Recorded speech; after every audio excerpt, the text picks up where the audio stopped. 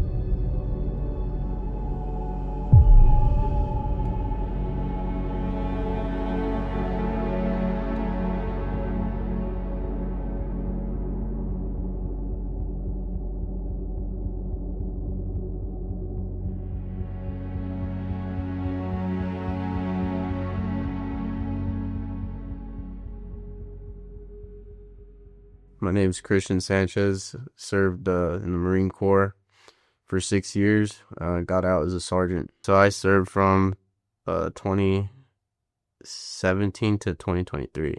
I grew up in Bullhead City, Arizona, for about 12 years of my life, and then my 7th grade year, I moved to Yuma, Arizona, and stayed there until I joined the Marine Corps. After my senior year.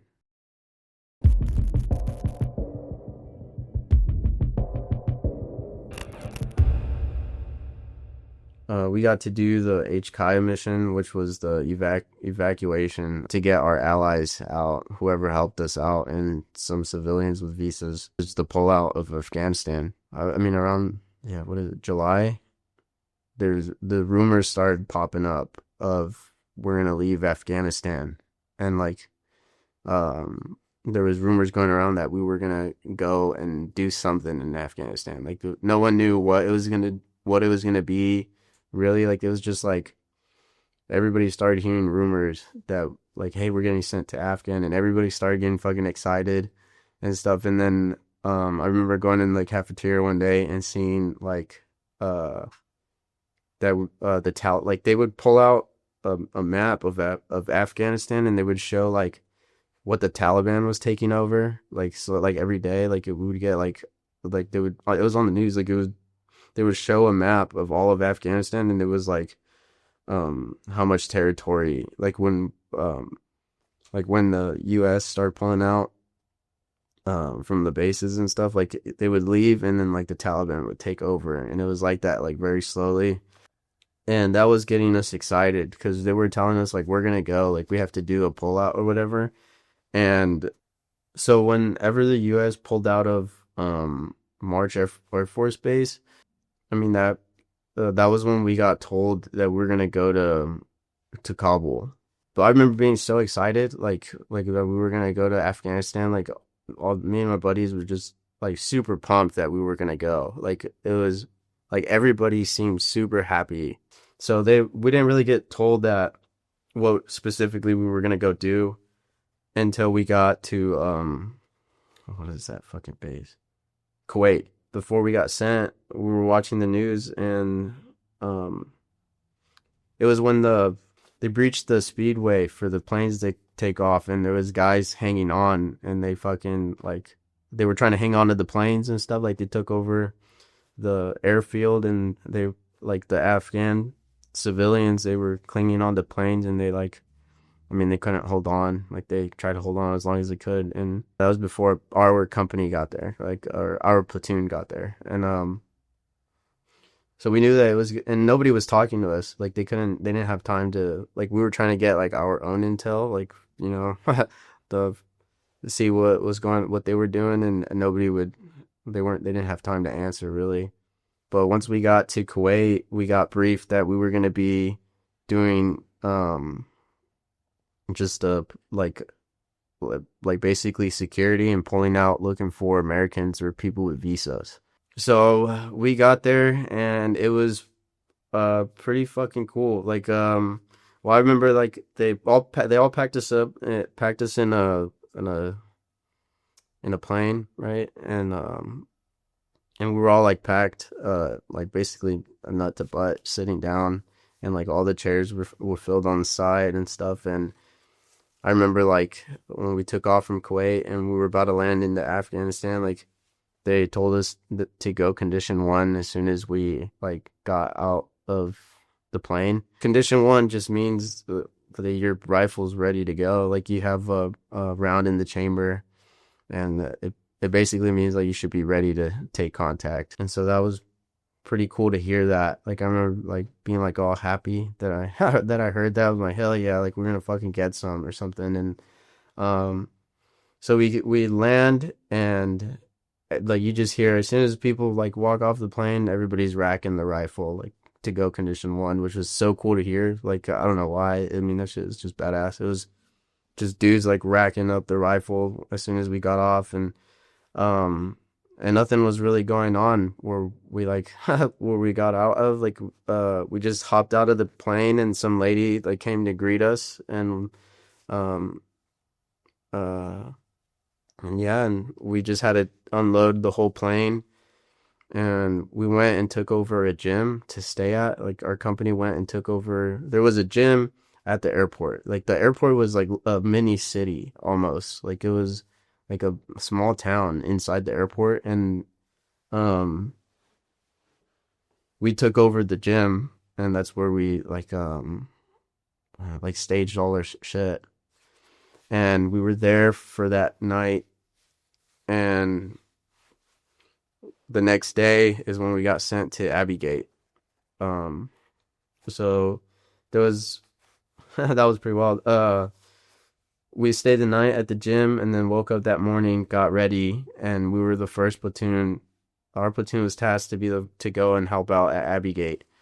And the company stole like a bunch of Vicks at the airport. Like we hot wired a bunch of buses and trucks and stuff, and we had like I think it was an ambulance that we went on. We took an ambulance to get to Abbey Gate from the gym. And as soon as we got there, we put our like day packs off, and a riot happened. Like there was a riot going on. There was refugees like trying to breach the Abbey Gate. It was like a big metal. It was two big metal doors that would close in on each other or whatever. And they breached that, and we got tasked to go help it. And it was as soon as we got off of the bus. Like we got off the bus, put our day packs down, and that riot happened, and we got told to go and help out, and we ran about 100 meters to that gate, and it was pretty crazy. Before all that, we didn't do any type of riot control training. It was kind of wing it, because it wasn't really like, we didn't know there was gonna be, I guess, riots. Like it was supposed to be like, I don't know what it was supposed to be, but like go there and try and like find citizens, I guess, like from them. But I mean, it was pretty much just chaotic. But yeah, there was no like training to really prepare for that, in my opinion. I don't think you could. That would be really hard to simulate. Really. But it was just a riot, and but we had a gas mask on us, and so we go and respond to that riot, and this was crazy. This was like I remember running up, and we went and responded to the riot. Like we run up and we start pushing Afghans like back into so we could close the gate. And so it was probably like 30 Marines and 30 like British Marines that were there. So we had help from the Brits, and we were pushing them away, and we finally got it. Like we were closing it, and someone threw one of the Brits threw a fucking CS can to like try and do riot control, but that was like the worst fucking thing you could have done. Like it just pissed off the people. Like they made them want to like come in more, and so as soon as he threw that CS can, it just got way worse. Like I'm sure they started feeling like they were gonna die or something, but they started throwing babies like over the fence wall.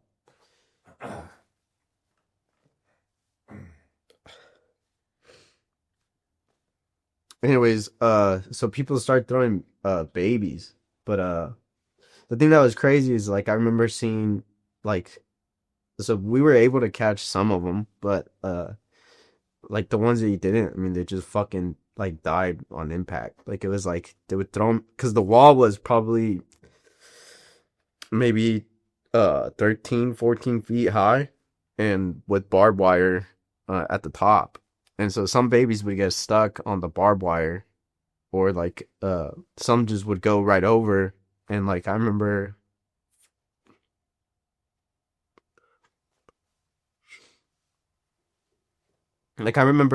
like looking off to my left and just seeing this baby like fly and just land.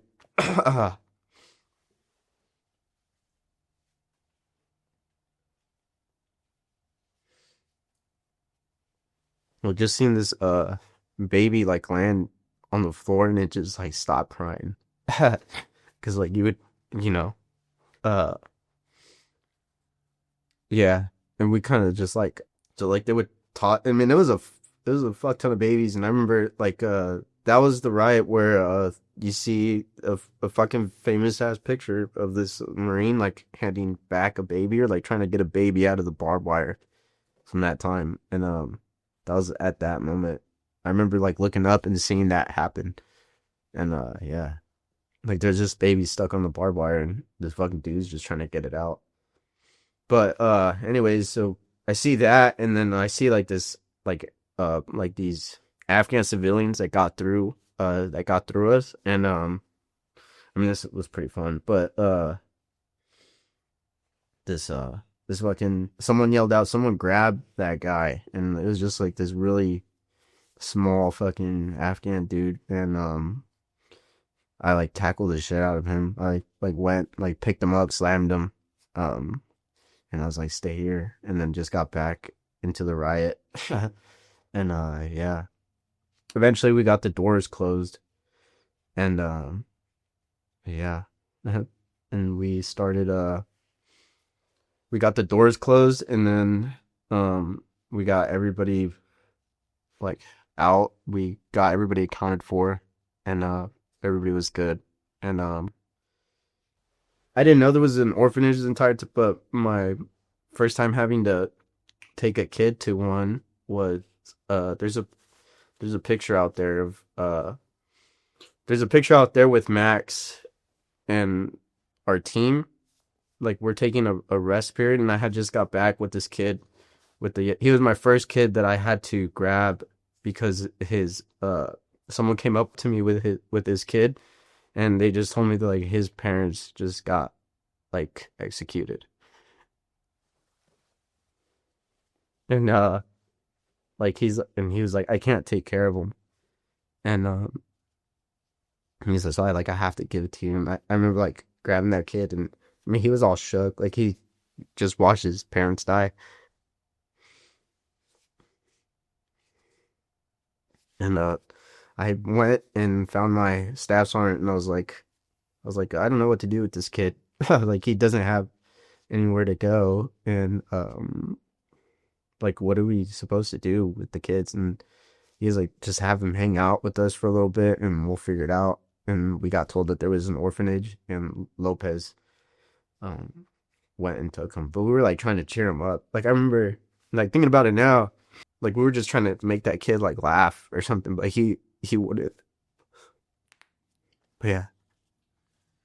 So after the riot, we lost about 200 yards of ground, like of uh of space between us and like our next, like we wanted to set up a checkpoint like further out, and we had to do like we did it throughout the night, I think. Like it felt like a movie, like the movie 300, like where you see all the Spartans like lined up in the front and there's like thousands of people in front of them, whatever. And we literally like set up like that. We like chained our arms together and we started pushing everybody back to get like 200 yards of ground back, something like that. And it took fucking hours. And the thing that was crazy is once we got to where we needed to go, uh, there was like it was pretty crazy. Like we pushed them, and then all of a sudden everybody sat down. Like everybody in front of us just like took a seat, and except for the guys that were standing, they were all Taliban dudes. Like they all had AKs on them. There was like a Taliban commander like there, and that shit was crazy. Like they were literally probably like 5 feet away from us. Like it was like all the Marines in line, and then like 5 feet away from us was like 5-10 feet were Taliban dudes, and like we weren't like supposed to shoot them or anything. Like we stood in front of them for a couple hours, and we were just like we made like a fucking like a cordon, I guess, like of the Marines, and we were just like waiting there, and all of a sudden this guy comes out with an American, like comes with a duffel bag, and he's wearing like he wasn't even wearing I'm pretty sure he was from State Department or something, but he like came out with his rifle and a duffel bag, and like had a meeting with the Taliban leader like in front of us, and they just handed him a duffel bag. I'm assuming it's like money or something. I don't know what it was, but he literally just hands him a duffel bag, and about like 10 minutes later they like leave. They just push back like maybe 50 yards from us. We got told we were gonna see Taliban, and like we were gonna see like them kill people or like execute people, and that we weren't allowed to shoot or do anything about it unless it was on our side of the fence. So if we had custody of them, I guess it was like now we were allowed if they were to do something. But they knew that, like the Taliban definitely knew that, because they would like purposely like execute people in front of us. The first one I remember is there's this guy, and he was saying that he was a part of the Afghan, that he was ANA and all this stuff, and he was saying that he worked with Americans and stuff, and we weren't allowed to pull out anybody that didn't have a visa, and everybody had them. Like it was literally a printed out thing, like piece of paper that says visa on it, and that was what they all had, and that's what the Afghan government told them that they needed. And so all of them like printed. It literally just looks like it was just a stupid like white piece of paper with like a green card, and it said like visa like thing on it, and we got told like those weren't even valid. And so it was kind of just looking for people for passports, or I guess if they had like some sort of other paperwork, like, but like I don't know. Anyway, so he comes out, and he doesn't have any paperwork on him, and he's telling us that if we kick him out of the base, that the Taliban is gonna kill him. Like that they're waiting for him outside of the gate because they knew that he wasn't gonna be allowed to get put on the plane.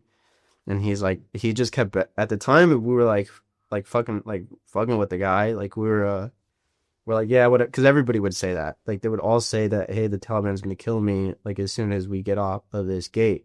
And we're like, yeah, sure, whatever. Like, we're kind of just, like, brushing it off. And then, so, we set up connex boxes to make, like, a barrier between us and the Taliban. There was a Taliban checkpoint, again, like, fucking 50 meters away from us. They would check their guys, and they would send them to us. So we put up like these fucking like these trailer or whatever, and there was one side that we would let people in, and then on the other side of those contact boxes, we would kick them out that way. Like we made like a small alleyway basically to get one person to just flow through at a time. And my buddies are like pushing the guy out, being like, "Yeah, whatever, like get the fuck out of here." Or whatever, and as soon as he crosses the barrier, a fucking like metal pipe like just like kills the dude. Like you literally just see this like metal pipe just swing and hit him like across the head, and he like goes down. And we were all like, I remember just being like, "Oh shit!" Like I guess he wasn't lying. Like it was, yeah, it was pretty wild. But yeah, like I became very numb to like like you had to be like very numb, I guess, because everything like if you just let everything hit you, you'd be fucking like not being able to operate there. Like you would just let shit break you or whatever. And we had an area where that you would see guys go to break down for a little bit. Yeah, Or a lot of guys breaking down. yeah. At least like for a little bit. Seeing that the the Taliban in front of us, it was. I mean, I would think about. I mean, just the war that we've been with them, and it would like piss me off just seeing them really, and like like seeing them and then being really confused at because eventually we got told that we were supposed to like work with them like while we were there, and they brought up a like Taliban dude to come and fucking like help pull guys out with us, and it was just such a weird feeling like having to help like work together, I guess. And it was just weird. It would piss everybody off, and then knowing that they're just killing people like right outside of us or stuff, and or in front of us, like it was very confusing, I guess. Because we just didn't know really what to do. Like like we kind of had our hand. Like it kind of felt like I don't know. Like it kind of felt like like we were just there to like watch stuff happen. Like I don't know how to else to explain that. So I was there for 12 days, and we uh so the first day it was we did that riot control thing, and then the rest of the days is basically just do like rinse and repeat. It was literally just um like watching like going and like just looking for people with passports or with visa, like an actual visa.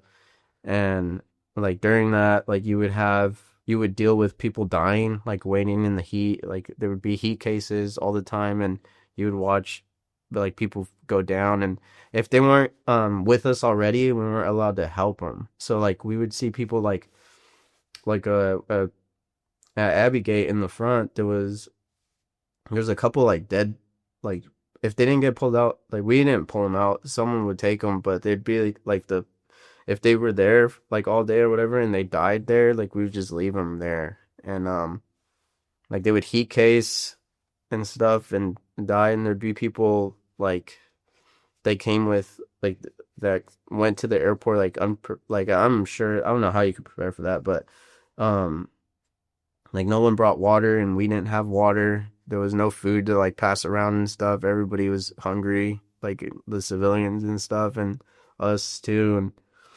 um, we, or I remember seeing the first time, uh, our first like casualty, like our first like civilian casualty, and like I was standing over our corpsman Max, and this girl, she was probably like 12 years old, like went down because she was heat casing.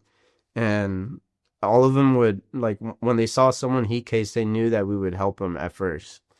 And eventually we stopped that because people were pretending to pass out so they would get, like, help and stuff. But she was in our area already, and she passed out, and we were like, I remember seeing him like work on this. It was pretty cool to see it. You like one of your boys fucking like save someone, you know? And uh he's like working on he's like he thought at first that she was fucking around, and he's like hitting her like to get her to wake up or whatever. He sternum rubbed her, and then he like his whole demeanor changed once he realized that she was being for like she was not acting. And he like started, I don't know what he did, but he started going to work, fucking got her up, got her back up and moving. And she was like 12 or something like that. So it was pretty cool to see one of my boys fucking like save a life, you know. But he was doing that like that was his whole job. He was a fucking corpsman, and he was just like all the corpsmen were just going at it, fucking saving dudes. Max Soviak. Like at night it would get kind of slow. Like nobody would come at night. So like it would get sometimes it'd get like pretty empty at the gate. Um but this night was real slow. And there was this our platoon was like kind of relaxing on these concrete barriers, and we had a truck pulled up that had like a light, like what do they call, like one like they just had like a light post on, right? And we would stand under that, and uh we were all just talking, and then this guy comes up, this Afghan civilian, and he's older. He's probably like, I mean, I don't know how old he is. He's probably like 50, 60 years old. He's an older guy, and he has a folder with him. He has a folder with him of like his passport and his like family's stuff, and he handed it to our platoon sergeant so he could check them. He was the guy checking all the paperwork at the time, everybody's paperwork. And like he like comes up and he hands it, and I was sitting next to him, and he comes up with that folder, and he's like looking through it, and he's like, where's the rest of your family? And he just goes like, oh, I left them, like it's just me. And he's like, what do you mean, like you don't want to go get them? And he's like, no. He's like, I just left them, like I'm trying to get out of here. And that shit fucking pissed us off. Like I remember, because you would see that like all the time, is like it's just a different culture there, I guess. But like the kids and women don't really like mean anything to them, is what it felt like. Like yeah, like thinking as a dad, like I did, like from what I grew up is like your role as a man, like you're there to fucking protect your family, provide for your family. And it would just, I don't know, it just really pissed me off seeing how easy it is for someone like to just leave their family like that. Like one night we've had, so I remember the first time someone like begged us to kill them instead of like them get killed by the Taliban. Like it was our first night when we were standing in front of that Taliban checkpoint. Uh this civilian kid, he was probably like 19, 20 years old. Like came up to one of my guys and like just started begging him to kill him, cuz he like um yeah, he just didn't want to get killed by the Taliban. Like he would rather get killed by us, I guess. But he was just begging to be killed, like literally, and that would happen a lot. Like people would have, like if they were outside of our area, they'd be like, just kill me instead of like leaving me or something.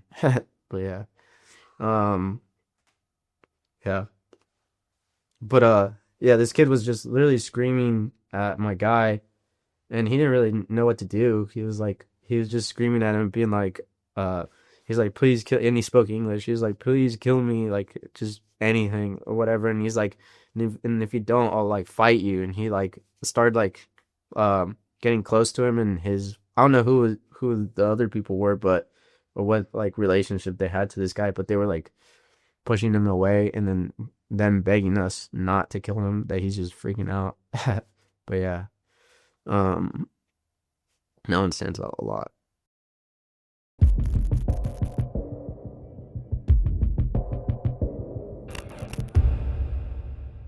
So, the day that the bomb went off, was like just a normal day, I guess, being there.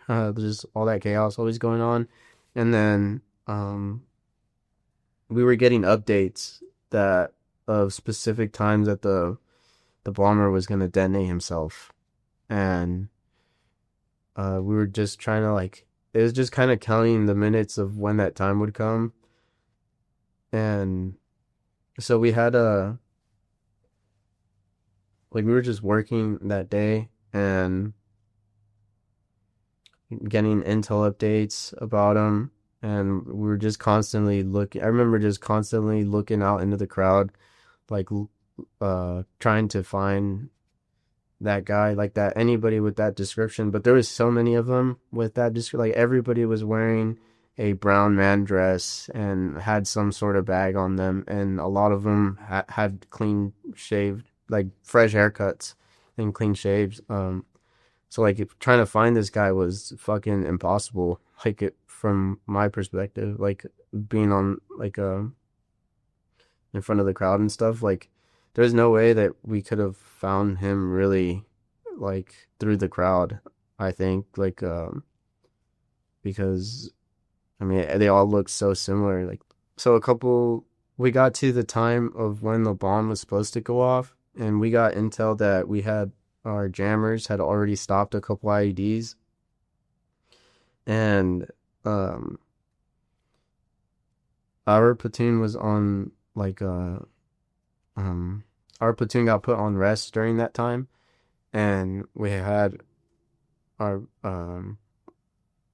a different platoon that was working the front of the Abbey Gate at the time that the bomb was supposed to go off on what the intel said, and nothing ended up happening. I remember like as soon as we took over, we were at the front of the post. We were like just standing there, and this kid somehow got to the front. He was wearing a like a bright red like Pokemon shirt, I think, and he was begging to get pulled out because we got ordered that we weren't allowed to pull out anybody anymore. Like we were just basically doing like gate duty. I felt like, and they told us we weren't allowed to pull out anybody anymore. And this kid starts like he's standing in front of me, and I mean just our whole platoon, and he's like begging for one of us to pull him out because he's getting crushed by thousands of people behind him. All the Afghans are pushing forward like towards the gate, and like you're seeing like everybody in the front, like all the people in the front of the crowd are getting pushed like onto these concrete barriers, and they're just literally getting squished and like constantly getting like pushed and stuff. So he's like screaming in pain to like pull him out, and he's probably like 7, 8 years old, and like he's just screaming, begging for help, and we watched him for probably like 15 minutes of him just screaming and crying. And the whole time I'm like,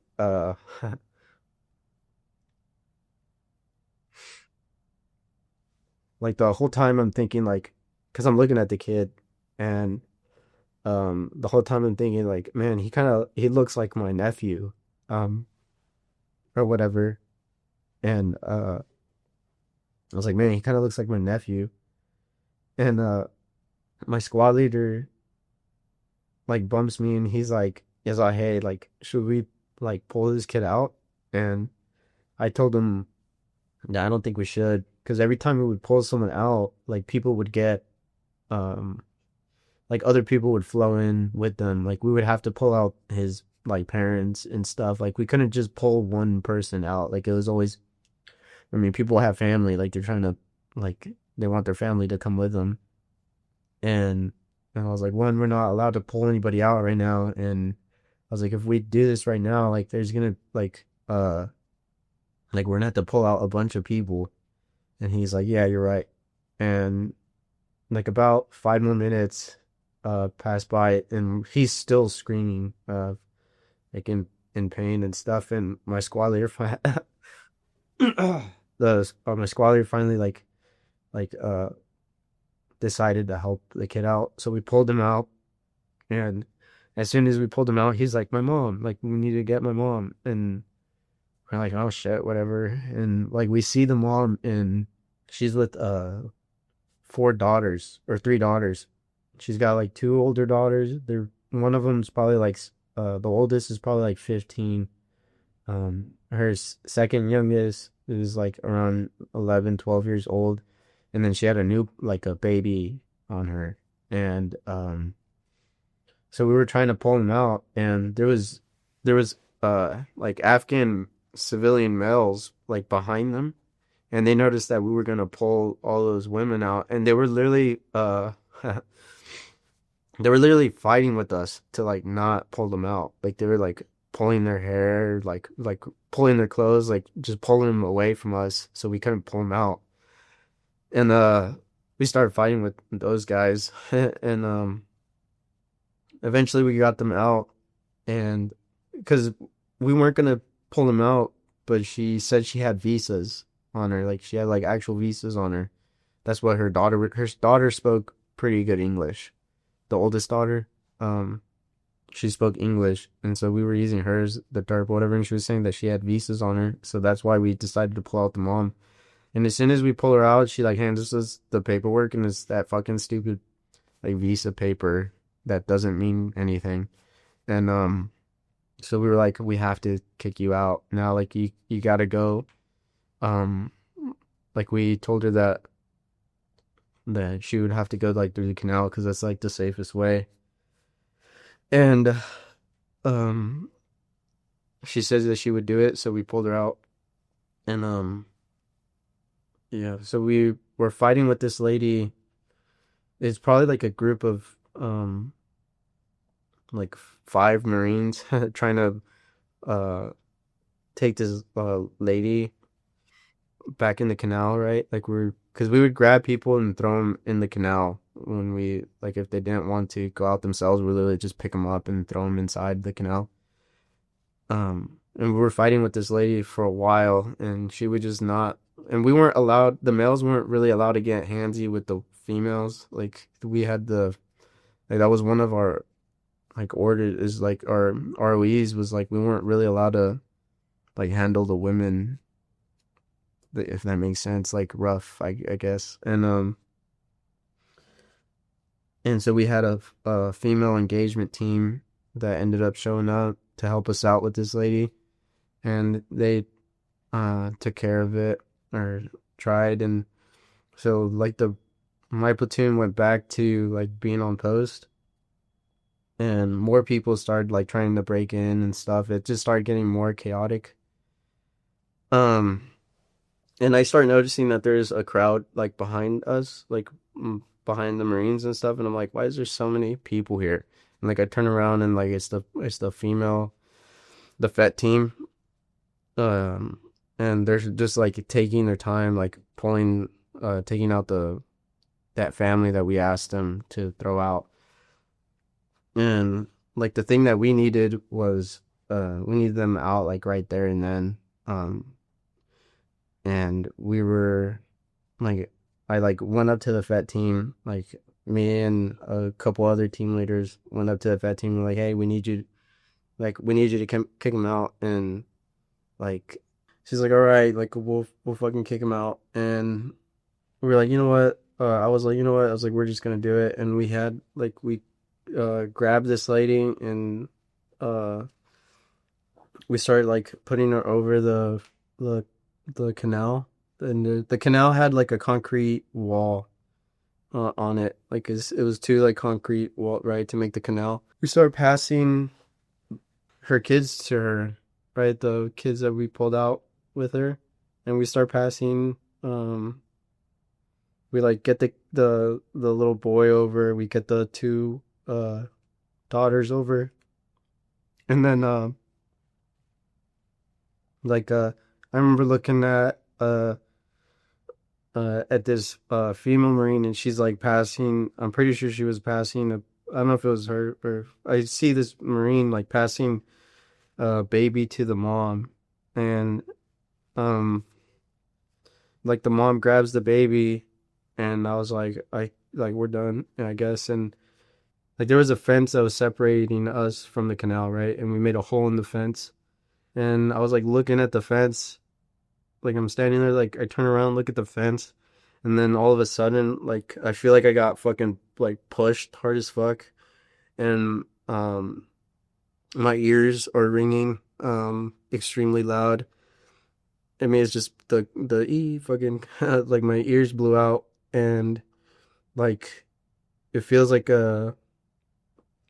my ears blew up, and like I kind of like am like confused about what just happened, and I'm like looking, I'm just looking straight ahead of me, and I notice that there's like a face in front of me, like a, and I'm like looking at it, looking at them, and I'm thinking, I'm like why does he look like that?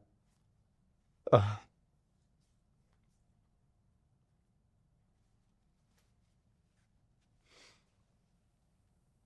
Like I remember being confused, like looking at him, and I was like, why does he look like that? Like he doesn't look like normal, and like my ears are ringing and stuff, and I'm just staring at this, like like this guy who I'm pretty sure was Paige. He looked like he just had a blank stare on him, like he was like I knew he was dead. It was what, like I was like it took me a second to realize that he was dead because I was looking at him um like before like I remember looking at the female passing the baby and then like looking seeing Paige uh like awake or like alive, just fucking handling shit, and now I'm turned around and then I'm like facing him, and like he just was like, I mean he's just dead. I don't know how else to describe that, but it looked like he had like no uh life in his eyes, I guess. And I'm looking at him, and over him I see uh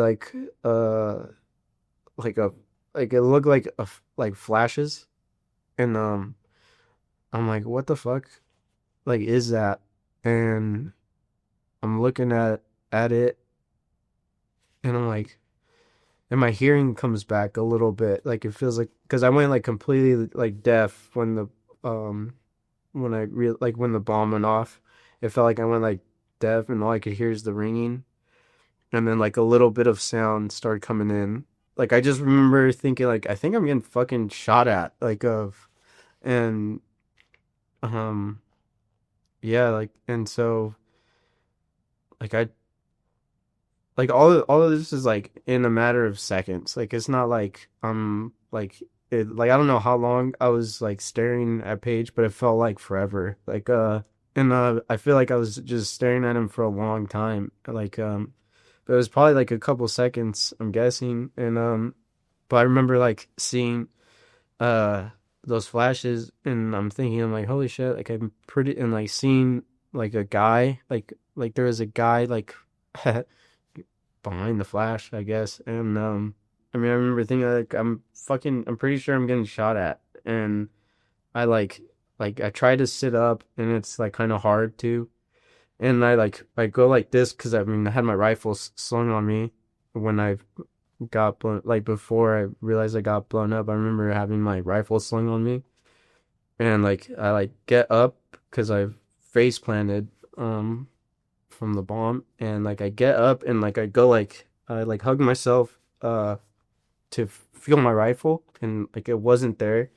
And uh so like I looked down, and there was a couple, like there's rifles there, and I just picked one up, and I like, so I picked up the rifle, um got to like this, I like walked over Paige, and then got to like the the wall of the canal.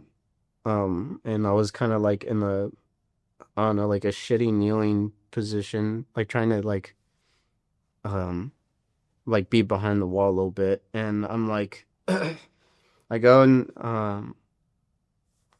I fucking saw a guy shooting at me, and well, felt like it was shooting at me, and, shot back. And I remember like looking through the scope, seeing him, and like he was on top of a house, like I don't know what it was. It was like a fucking, I mean, a clay house, I guess. But it was like, I remember like looking at the wall of the house, like while I'm shooting too. Like there was a fuck ton of impacts, like hitting him as well, like hitting around him, and what's it called? And um, like I'm fucking pulling the trigger, and he just like eats shit, and um I'm like at the same time, like as he eats shit, like my arm, like my rifle went down. Like I don't know why I did it, but I was like shooting, and then like as he went down, I put my rifle down. It felt like my arm gave out, and like I didn't feel like my body at the time. Um but like I he went down, and I'm like still like in a like half kneeling whatever. Like I like scanned the canal real quick, and there's just pieces of people, and people like floating, and the canal was like it was filled with shit at first, and then it's like it was all just like blood. And there's like the dust cloud was still up, and it felt like I don't know how else to describe this, but it seemed like there was like blood in the air. Like I don't know how to describe that, but yeah, because it was filled before the bomb went off. Like it was packed, like people were packed like nut to butt to each other inside that canal, and then it was like there was nobody there, like other than like them laying down. And there was like a couple people that were like fully intact, I guess. But everybody else looked, they got like turned into ground beef, I'm guessing. And because it was empty, like it looked empty, like from like after the bomb, like it looked like there was nobody in the canal other than like the pieces that I saw. And I looked at it very briefly, and so I just turned around, and this is all like in seconds. Still, like I'm not. This is like I turn around, and I'm like, I like scan around me, and like all the Marines, like I didn't see anybody like up yet, if that makes sense. Like I don't remember seeing anybody alive when I turned around. Like it looked like everybody was just dead around me, and there was Marine. We had a barrier to keep us from like separate from, the Marine, like a concrete barrier to separate us from the Afghan civilians, and we would cover down behind that. And I remember looking at that barrier, and like the all the like all the Marines that were standing there were dead. I'm sure, because I remember like looking, and there was like I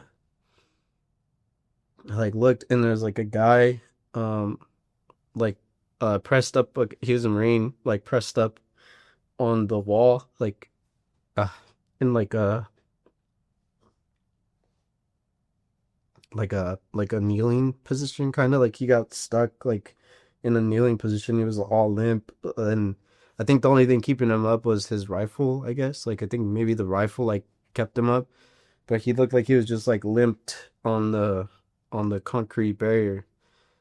And there was like the other guys were like laying beside him, and there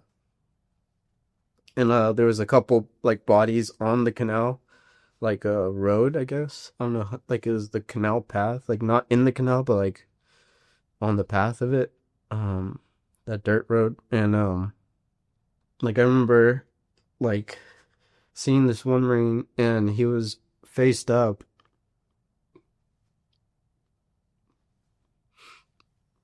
He was talking, but he was like like bleeding. He was I don't know what he was saying. Like I couldn't really hear, but he was just like mumbling stuff, and like I was trying to figure out like what I needed to do.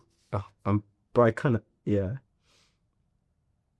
like I didn't know what to do really. Um, but I'm like staring at this kid, this Marine, and he is like mumbling and stuff, and um like I just decided to drag him, and so like I grabbed him and started like dragging, and like it felt pretty light.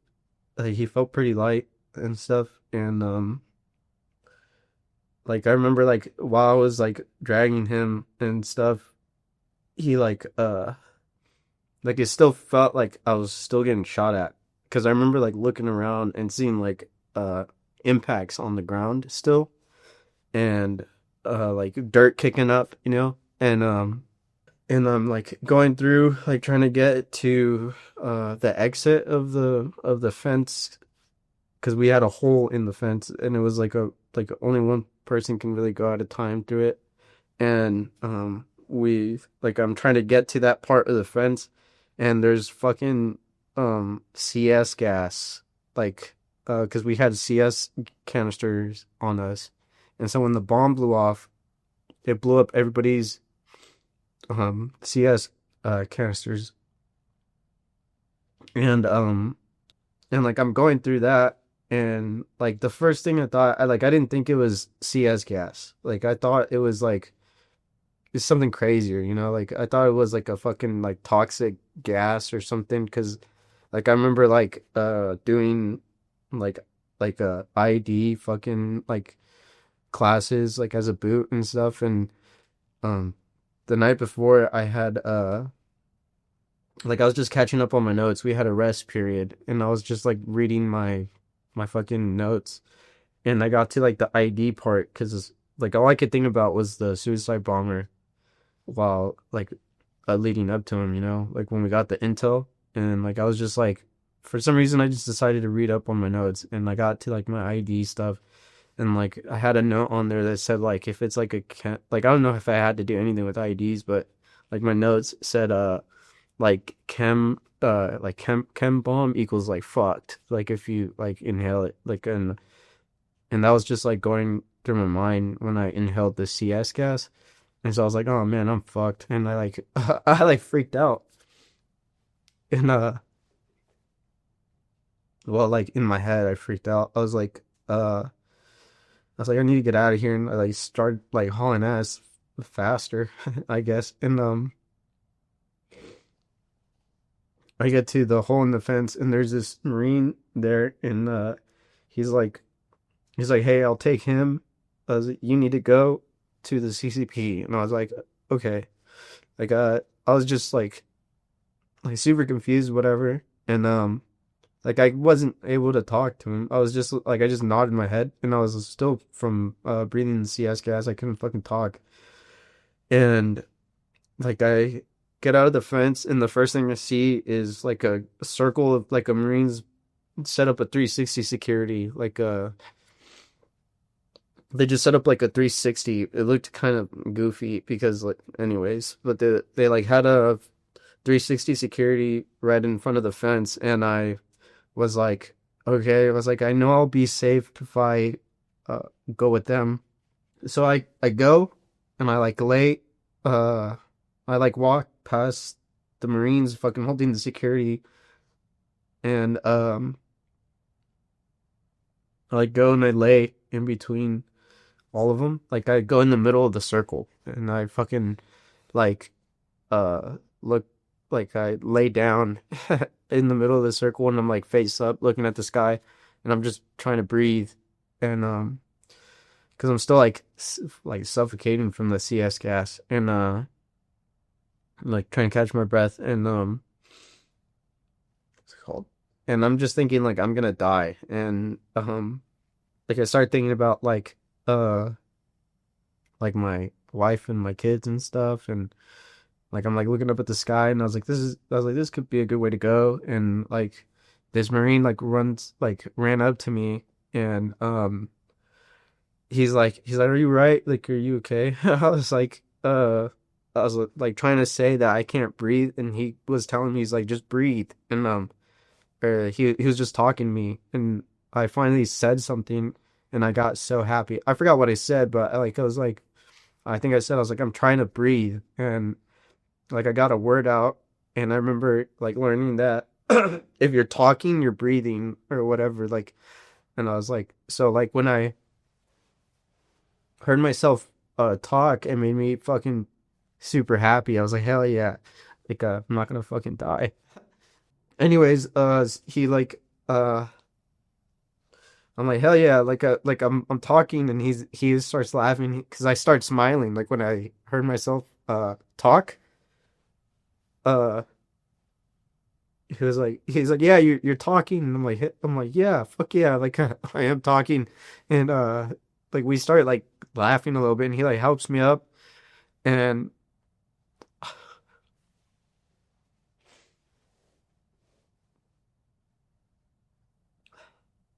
he helps me up, and like like I don't know, like I basically went like code black at that point. Like I was like went into black. Um like once I realized that like I knew my shoulder was hurting, and like I didn't look at it yet when that Marine helped me out, but like I knew my shoulder was hurting, and I was like I kept telling him I was like, you need to go help my friends. And I was like, you need to go help my friends. And he's like, no, we need to get you to the CCP. And I just kept like uh repeating like um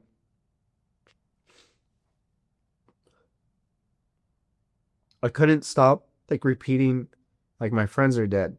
Like they're like yeah. Because we were walking to the CCP, and I just kept repeating that, and I couldn't fucking like snap out of it. And he's like, you're they're all right, whatever. And I was like, no, like you need to go like help my friends. And yeah. And so I finally get like I'm repeating that over and over again, and um I finally get to the CCP, and I'm like standing on top of a or sitting on top of like a black fucking like a black box, and like one of those like weapon briefcases, you know what I'm talking about, but they're like 4 feet high, whatever, and I'm standing on top of one or sitting on top of one, and I'm like looking at I see my lieutenant or platoon commander, and I see him, and he's got his shirt like ripped up, and he's got like they have like bandages on him, and he's like bleeding from his arm and stuff, and like I'm sitting there, and like I'm still trying to like I start catching my breath, and this corpsman comes up to me, and he just like unbuckles my plate carrier, and he unbuckles that, and like I'm like, what are you doing? And he just grabs like scissors and starts cutting up my shirt, and I'm like, holy shit! Like I saw this like hole in my shoulder, and I was like, holy shit! I was like, I'm pretty sure he fucking shot me. And he's like, yeah, it looks like you got shot. And we start laughing, and like when we cut up the shirt, like it looked he didn't like he like froze for a second or something, and this other corpsman like walked by him and was like, hey, you know what you're doing, is just do it. And he started fucking they put like a fucking ceiling chest wound, the fucking sticker. And he's like, yeah, you got shot. And I was like, and I remember being like like before we left to Afghanistan, me and my buddies talked about like if you could pick a place to get shot, where would it be? And I chose my left tricep, and it was like yeah, and I was like, I think it'd be my left tricep. That'd be like the good spot, like or whatever. Ended up being my left shoulder. But they make fun of me for that now. It's pretty fun. Careering conversations. Yeah, so it was pretty. Yeah, and like I remember like while they were working on me, I got like kind of happy because I like remembered about that time, and yeah, and they're bringing in bodies, and like they just start seeing like I just started seeing all the Marines and my friends coming in that like you would like I knew who like was already dead because there was no corpsman like working on them, you know? Like they were just um yeah, they were working on the guys that were alive. Like I saw a bunch of like guys coming in and I saw like one of my buddies who's I'm not gonna say his name, but he like he came in he got all like he got real fucked up. Like he was like bleeding out of his mouth like as he was talking, but he was like uh he kept like reaching like there was like my staff sergeant was on top of him like trying to help him out, and like they carried him they were carrying him and they put him on a stretcher and they were like over him on the stretcher, and he kept he kept asking for his phone to call his wife, and yeah, like he just kept like he's like bleeding out like fucking like hella blood just like coming out of his mouth like a fucking waterfall. Literally just so much blood like coming out of his mouth. Like he's like throwing up blood and stuff, and he just kept like reaching up like towards him like and just kept asking for his phone. He ended up being a Bronze Star recipient. He he got his he got his Bronze Star because he carried out one of the females from the FET team that ended up making it. Um, he carried her he carried her out, but yeah, while he was like all fucked up, and yeah, but he's good. he's he's I just saw him today, and then I get told that I need to go on this fucking Toyota Hilux. Like they're using this Toyota Hilux as transpo to get to the hospital there. We had a hospital. Yeah, so I'm in the Toyota Hilux and or I'm about to get in it and I see this gunny um on there, and I like look on the bed and there's a like a naked dude basically. Like they stripped him. It was a Marine, and pretty sure it was Staff Sergeant Hoover. Um like they're trying to get him to the hospital, and so like I hop in the fucking pickup truck and then we take off and we're fucking hauling ass in this pickup truck, and we're they're doing like CPR on this guy, and the guy the whole time is just like I felt like he was just like looking at me, and like I'm just staring at him because I didn't want to look away. Like it was like yeah, like it just felt like he was scared or something. Like I don't know, he looked scared and was like he was just looking at me. And the gunny and the corpsman are performing CPR on the guy, and like about halfway there they just kind of stop like doing the CPR because he like yeah ended up dying. But I remember like looking at him and like it looked like he was alive, and then like all of a sudden like his like eyes gave out, like I guess, and yeah, they just stopped like treating the casualty, and then we get to the hospital, and you know they tell me to get off, and I do. They help me off, and because at that point I'm like in the sling, like they put like a makeshift sling on me, and uh I get I see my like I get off the pickup and I'm like I like look to my left and I see my my buddy Trailer. He's just sitting there in his underwear. Yeah, I'm pretty sure he was in his like he had like the USA flag underwear on, and I go up to him, and he's a big reason why I would like start feeling normal again, I guess, like of like because I felt like I was like went black, like I was like like I don't know, like I was in shock, and like he kind of snapped me out of it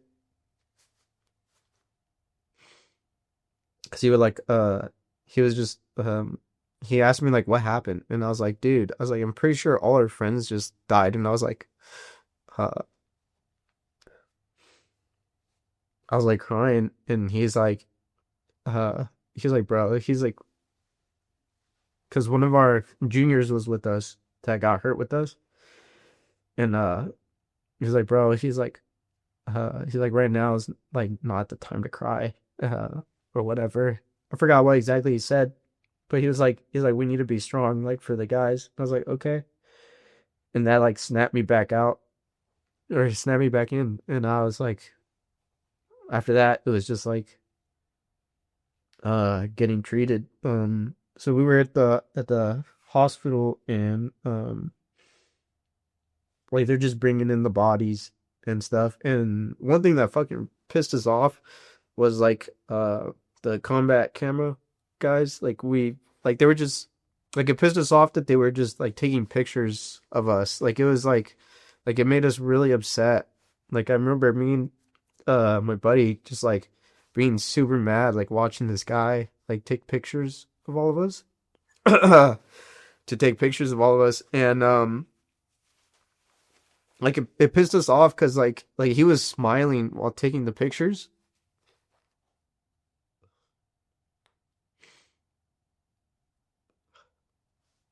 It fucking pissed us off, and our buddy went to go and talk to him. He was like, he's like, yeah, that's pretty fucked up. Like, it was just like I don't know, like that shit made us really hate combat camera guys. Like I don't know, like it was just like like at the time it was like how use like to us it was like you're so fucking useless right now, like you're just taking pictures, like I don't know, like you're not, like I don't know what we were expecting them to do, but like we were like you're just not helping, like it's so like why are you taking pictures? I don't know how to explain that. Like my buddy like looks at me and he's like, dude, he's like, I am feeling it now, like because they didn't give us meds yet, and like the adrenaline just started like wearing off because I didn't feel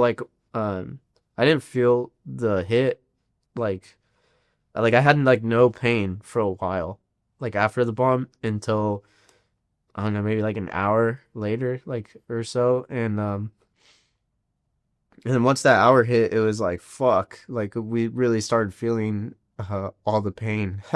Like our bodies just started hurting, and the shoulder pain like started coming in, and yeah, that was pretty wild. And like as soon as we started feeling, like we told the nurse, and they went and got us ketamine shots.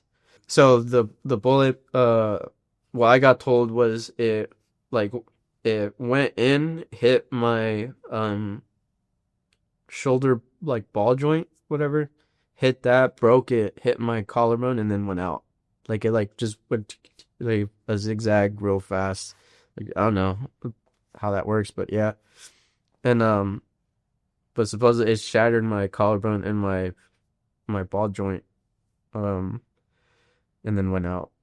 Anyways, so they went and got us ketamine shots, and everybody was supposed to just get one ketamine shot. And when you like give someone a ketamine, like any type of meds, you're supposed to mark them, right? And they gave me my shot, and they forgot to mark me, and so they came back like 20-30 minutes later, like once I started feeling the first ketamine shot, and they hit me again, and they forgot to mark me again, and like so I had two ketamine shots on me, and then I started fucking tripping balls, like I like literally tripping balls, like like a full on psychedelic fucking trip, like in the middle of uh all these casualties in it.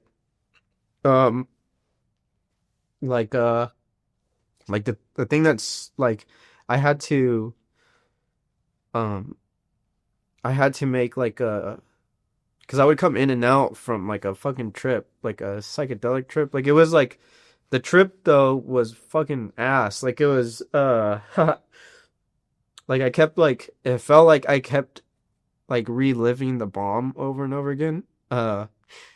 When someone new would come in, like I felt like I would see it in like their perspective or something, like of like how my mind would assume, like how, at least what I think about it now is like assume like how they got injured that way, and then like that scenario would play like in my head. And like that was literally the whole trip. Like it was over and over again of uh like me and that person's body like getting blown up and like all that stuff. And then um at some point like during the trip they hit me again with another ketamine shot. And yeah, they hit me again with another ketamine shot. And like I've just fucking, it just kept getting crazier. Like it was like I had to make like a to get myself to stop like going into people's like perspective of the bomb. I made like in my head, like I made like a mini me inside of me. And like I'm like just to remind myself that I'm Sanchez. Like, and so like I would like the way I would come back is like I'd be like, I need to talk to like little Sanchez real quick. And like to like, I don't know how I did it, but it was really weird because I had like guys coming up to talk to me, like my buddies that they came and visit, right? Like because they got sent to the gym after everything went down. And the gym was only like, it's basically just across the street from the hospital. And so they hit me with the third ketamine shot, and I basically just started ODing too. Like I started fucking throwing up. And I mean literally just I could not stop throwing up for a couple hours. Like, and yeah. So I'm literally like in a K-hole just fucking tripping my balls off. Like I couldn't really even talk to people after the second shot because I was just literally tripping balls. Like it was the first one, um when they hit me with the second one. So when the first one started hitting me and they asked me if I already got a shot, like I had forgotten that I got a shot. Like it was because I was fucking like high as fuck on ketamine. And so they're like, "Did you get a shot?" And I was like, "I don't know." And so they checked my arm to see if like, because they put black X's on people they gave ketamine shots to. And I didn't have the black X, so they just hit me with it. And yeah, and when they gave me the second shot, the nurse forgot to fucking mark me again, or mark me that one. And they saw that I just had like I had no marks on me for the third shot, so they just administered another fucking shot. Cuz I think I was probably like blacked out, like sleeping or something, like while I was tripping or something. I don't know what my body looked like while I was tripping on this fucking crazy ass trip. But like um cuz to me it felt like I wasn't there, you know, like I was after the ketamine started wearing off and I was slowly coming back. Like they moved us inside the hospital. They put us in a room, and our lieutenant got injured with us. And like he was the one getting all the updates on it, and he would just update the team leaders that were there with him. So it was like me and like two other guys.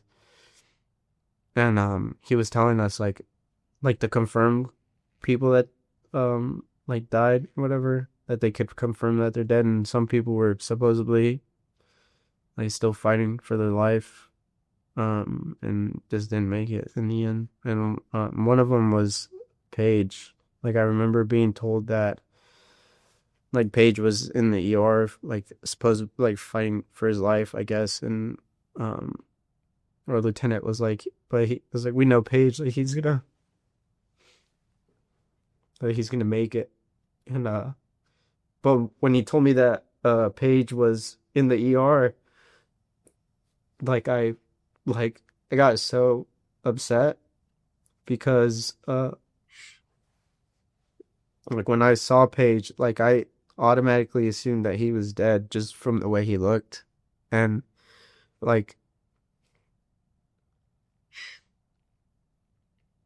I had a lot of guilt, I feel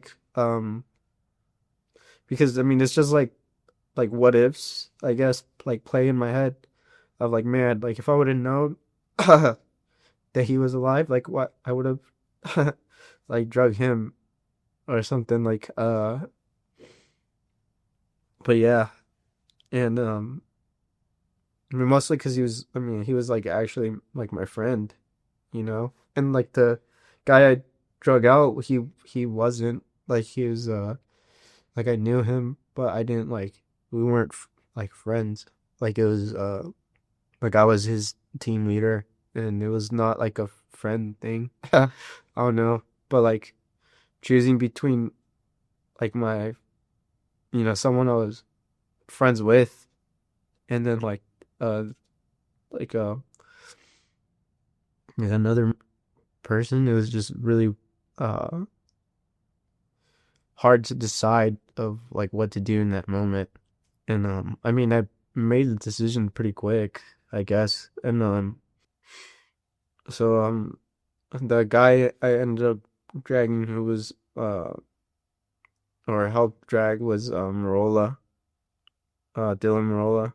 Um and he was one of the KIA. And then Dagan Page, he was the guy that like the Marine that I chose not to drag, and he also ended up being KIA.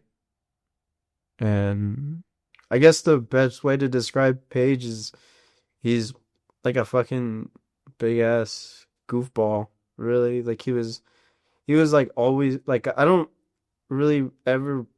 It was very rare to see him upset, like actually um like mad, like he was always like smiling and laughing and stuff and fucking around with his friends and like yeah, he was just always goofy. He would every morning he would um like fucking wake me up dry humping me so he would fucking hit my vape. Like he would literally like every morning he would just come to my bed and dry hump the fuck out of me until I woke up and ask for my vape. Like and fucking it was every day. Him and um my buddy Colton and all them, like it was, yeah, it was always just fun with him. It was very yeah, very fun guy to be around, honestly. It's the best way to describe him. So while we were getting the names, that was getting posted up on the news, like uh and stuff. And I had my phone on me, so I got everybody to like call their like the wounded that were with me. I got them to go like to call their fam on my phone, um, so like they wouldn't be worried or whatever. But one of the things that happened was, so there was a Corporal Sanchez, Humberto, who's KIA. We have the same name, so I was also a corporal at the time. So when Corporal Sanchez's name got brought up on the news, my wife saw that and like she thought it was me, and so she started like freaking out and stuff, and like she was freaking out, and while she was freaking out, I like right after she saw that article, I called her like in the middle of her uh freaking out, and I got to tell her that was all right and stuff, and yeah. So that was pretty wild. What was that call like? She was like, I mean, she just sounded happy to like hear me that I was all right. But she was like, she was literally crying already, And when she answered the phone, and she was like, and she answered the phone like, and like crying, and was like, uh,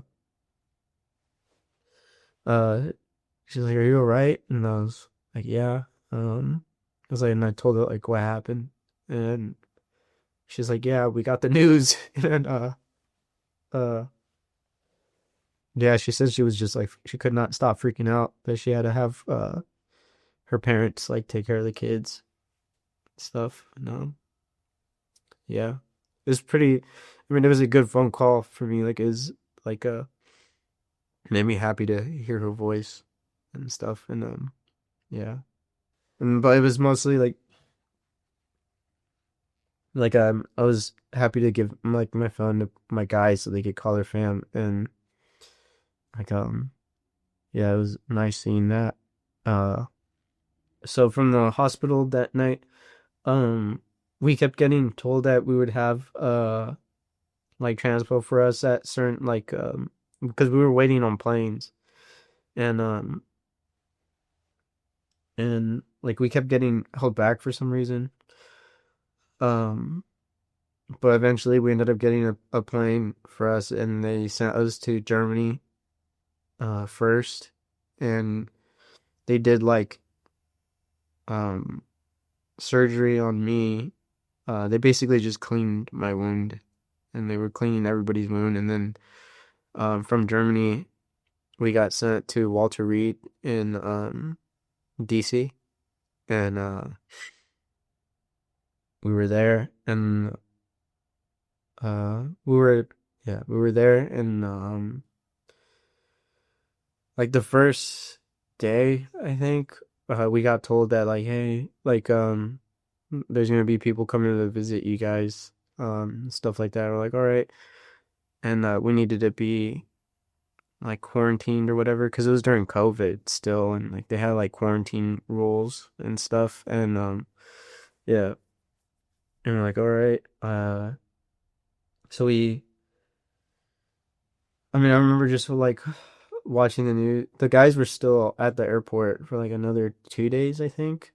And um, one of the things that fucking pissed me off and a lot of the guys off is something that General Milley did.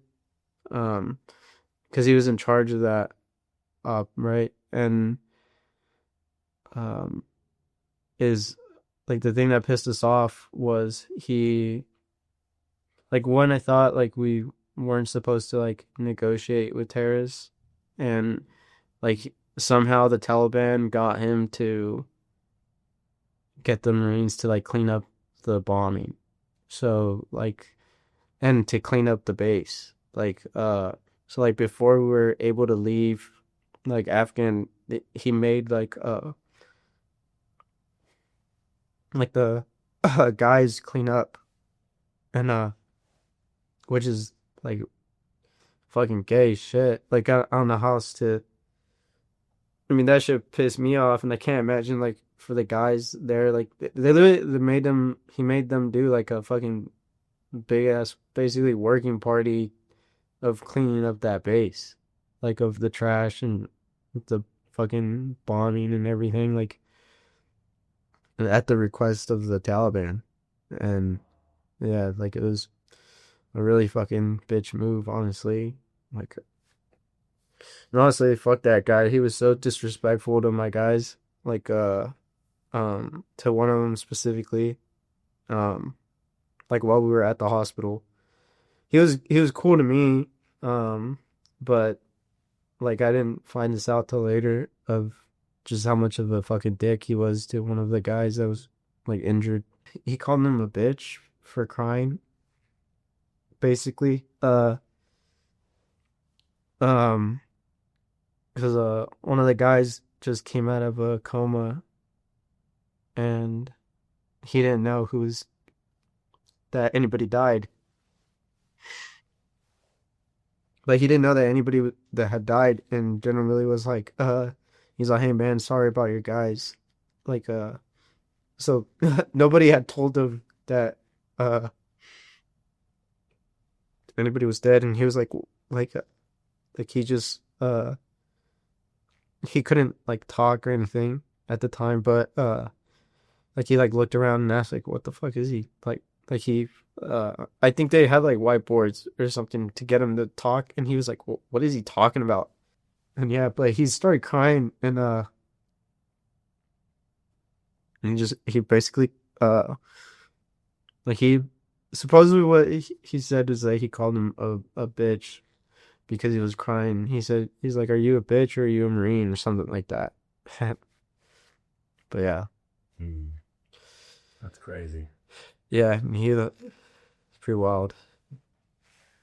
After being at Walter Reed, we all got sent to Wounded Warrior and Wounded Warrior West, and and then they sent us from that's in San Diego, and then from San Diego they sent us to the one on Pendleton, and I fucking hated it there, like at Wounded Warrior Battalion. Like I don't know what it is or like what they need to do, but I think that like it's just not a good environment. Like as like if you're coming from like a combat deployment and you get injured from combat and then you go there, like nobody liked being there. Like it was like because you get the mix of like the other Marines that like got hurt like in like a car accident or something or like a training event or whatever, and like a lot of them just try and get out. And so there's like there's just this attitude there, like if you go there you're just there to get out. And like and it pissed us off because we were all still trying to like get back to our unit, like because they didn't let us go back to our, I mean they literally transferred us to Wounded Warrior. It was just I don't know, like a different program needs to happen or something there. But the if it's still the same from when I was there, like it was terrible. Like I hated being there every day. Like I probably like if it wasn't for like the situation that happened, I think that I like uh that I probably would have gotten out like a for like a dishonorable discharge or something for how much I was like fighting with the COs and like the the people in charge there, because it was just like just bullshit all the time. Like it sounds stupid, but I didn't need like I like the therapy, like going to the mental health and like trying to get back at like therapy for my arm, right? Like that's all I needed really.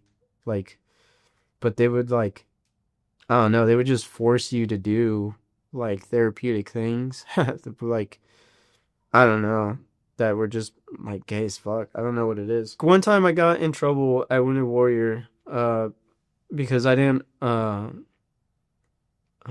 go do like origami. Like they had like an origami class, and like it was like I'm not like coming back from that deployment, like I did not want to fucking come back and do arts and crafts. Like it was like I didn't want to like that's not what I'm there to do, I guess.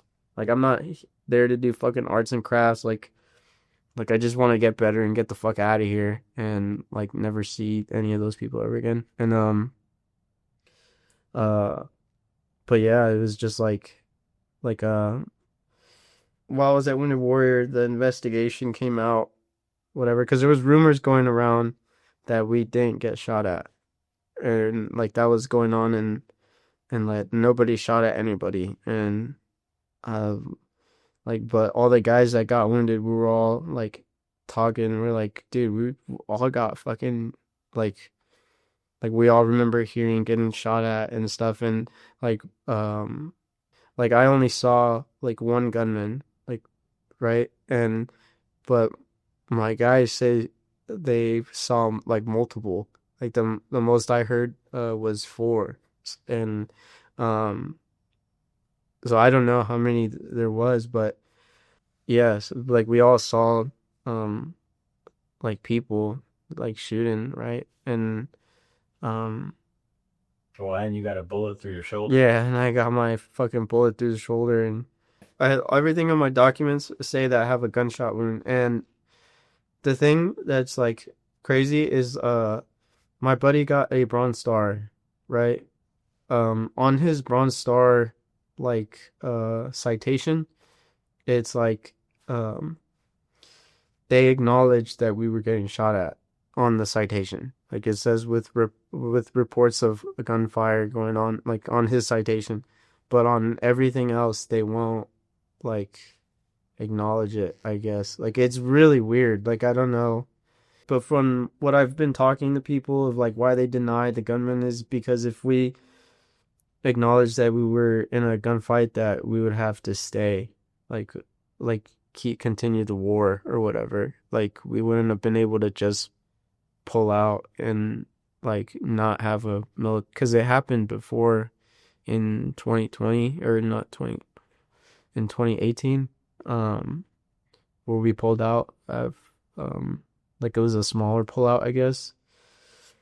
Anyways, but the investigation um came out while I was at Wounded Warrior, and they said, I remember god damn it, the BC, he was the one that was briefing us on it, and I remember him like looking at me and being like, he's like, you didn't get shot at, and I was like, what? He's like, you didn't get shot at. I was like, oh, and we like, me and my guys, we all like looked at each other like, what the fuck is going on? And like they start giving the brief of the bomb went off and that everybody took shrapnel and uh that no one was shot, and yeah, and we were all pretty upset because I know one of my guys had a round in him that they pulled out of his stomach.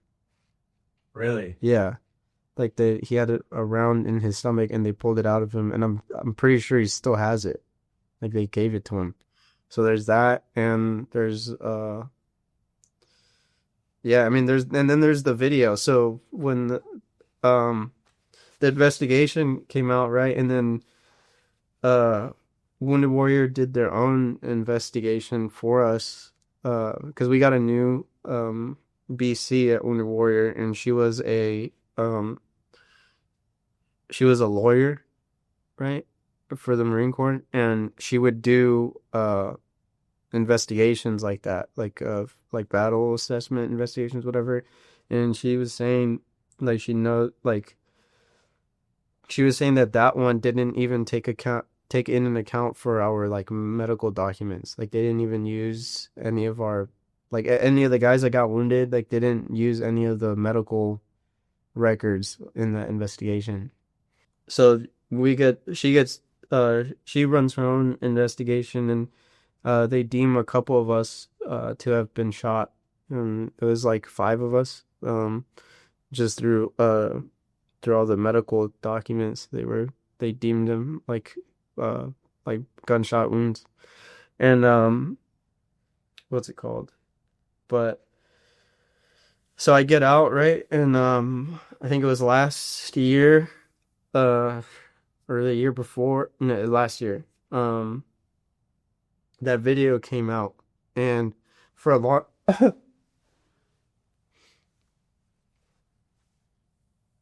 like for a long time I felt like I was fucking crazy. Like I was like there's no way, like I know like we were fucking getting shot at, and like cuz they said that all the injured guys were like delusional, basically, like that we got like when the bomb went off, like that we basically fucking went delusional and like imagined it happening, is what they said. And and I was like, there's no fucking way that was like all of us having the same like delusion, like illusion, or whatever the fuck you want to call that. Like, I was like, I remember thinking that for so long and like just feeling crazy. I was like, there's no way. Like, I know for a fact that I was getting fucking shot at. And, and, and I didn't know there was a video for until last year of that whole fucking the bomb, whatever. There's like a video of the Marines standing by a truck, and they see the bomb go off behind them, and then they rush to over there, right, as QRF, and then you hear all the gunshots like is in that video and stuff, and that shit made me so happy. I was like at least it's like a little more real or whatever. But yeah.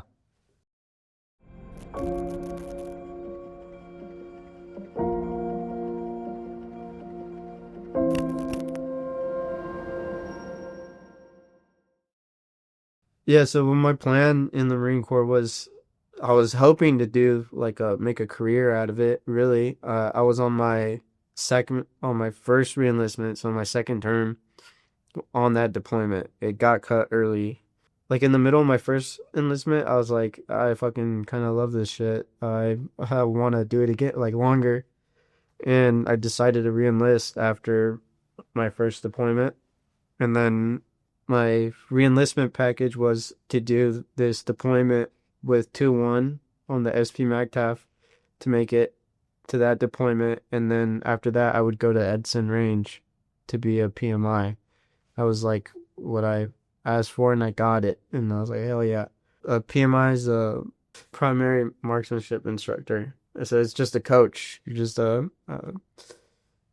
coach for the recruits over there on the rifle range. And yeah, so that's what I was gonna do. And so what ended up happening was, I like after that deployment, my Wounded Warrior, um, and being at Wounded Warrior, decided to get out. My plan I did not know what I was gonna do, honestly. Like I was like the whole thing that I was hoping for at Wounded Warrior was that I would be able to keep my benefits so my wife could go to school. Like it was like because after 8 years of serving, you can transfer your GI Bill to anybody in your family or whatever that you have on your. I was like, man, does this mean like at Wounded Warrior, I was fighting for like to keep those benefits. Like I was like I'm getting out early, not because I chose to, but because I mean I got fucking hurt, whatever. I'm like, am I gonna be able to keep these benefits at least? And he told me yeah. I was like, so that was cool. And but like I didn't really know what I was gonna do. Um After I still don't know. Like transitioning to civilian life was pretty rough. Like I was pretty mad that I got out early. I was just very upset about the whole situation. Yeah, I just became very angry. Um at like at everybody, I guess. I tried going to school. Like I did college for I think for 2 years, and then I was like, man, this ain't for me. Like I can't. Like I hated being in classrooms. Like I wasn't doing bad in school, but I was. I just hated being there. And well, I was struggling with going to sleep at night. Like I couldn't go to sleep, and my appetite got bad. Like I before we left to Afghanistan, me and my buddies we went and weighed ourselves at the gym before we stepped off, and like I remember weighing in at 175, and when I checked into the hospital at Walter Reed, I was 119 pounds. Um, Even like while I was at Winter Warrior, like I just couldn't eat.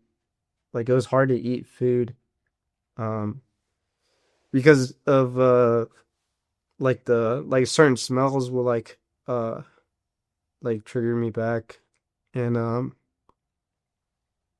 it just make me gag. Like I couldn't eat like red meat for a while. Like like I would have to like cook it like fucking well done as shit and fucking eat that, and it was terrible. And but I became very angry. I started noticing how bad my attitude was. Like I noticed that like I was always super tense. Um like I don't know, I guess like the feeling that I'm always gonna get fucking blown up or something. Like if I see like a Middle Eastern person, like I'm like, oh shit, like I need to get away from this person. Like I just get like a weird feeling that I'm gonna get like fucking hurt, like blown up or some shit. And but it would like just piss me off. I really struggled with being positive in like any way, really.